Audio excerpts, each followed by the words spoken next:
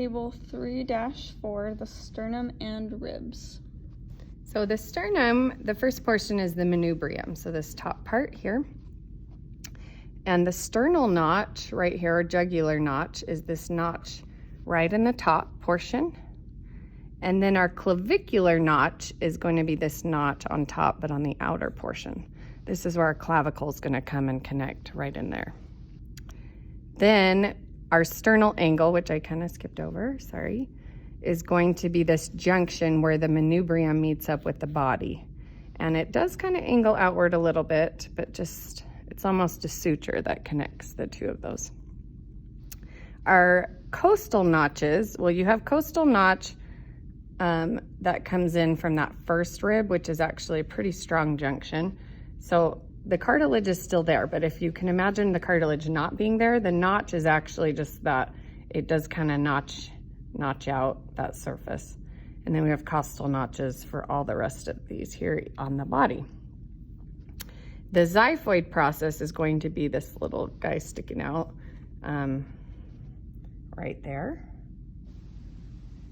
And then we have ribs. And I'm just going to talk about, as we're on the manubrium, the different types of ribs that we have, and then I'll go over the parts of the ribs. So here we have our ribs 1 through 7. 1, 2, 3, 4, 5, 6, 7. If you notice, their cartilage, they're called true rib because their cartilage has a true connection straight to the sternum here.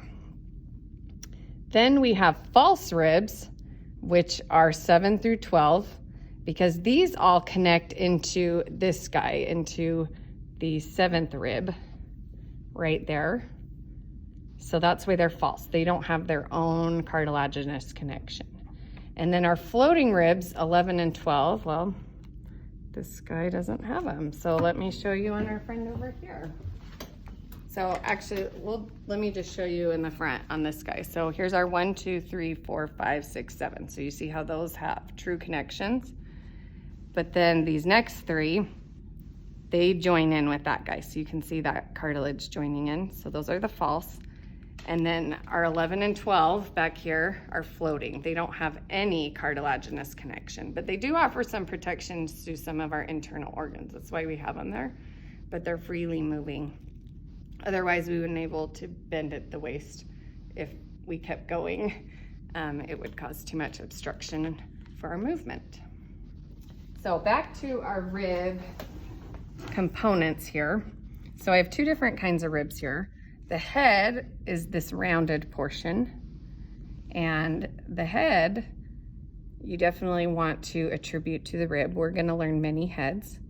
Then the neck of the rib is going to be this smaller part just around the head, which we also have many necks. Then we have the tubercle of the rib is this little bump. Now the tubercle of the rib is going to have a ligament that connects to the transverse processes of only the thoracic vertebrae.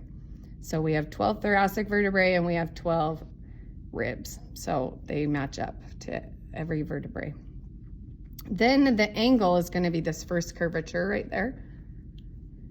And then we have the costal groove, which if you can see on the inside, there's this groove kind of lip around. This is going to be inferior on the body. Then we have the shaft, which is, or the body of the rib, which is the rest of this part.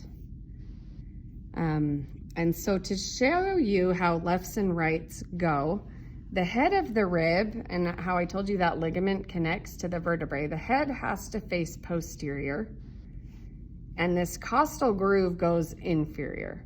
So by knowing those 2 things, this would sit in a cadaver like this. This would be a right rib. So as if I'm showing you on here, this would connect into the body just like this. So this would be the posterior part, and that costal groove has to be inferior. So it should be in the body like that. So that would be a right. This rib, here's our head, here's our costal groove. So this would have to go on this side of the cadaver, making that a left rib.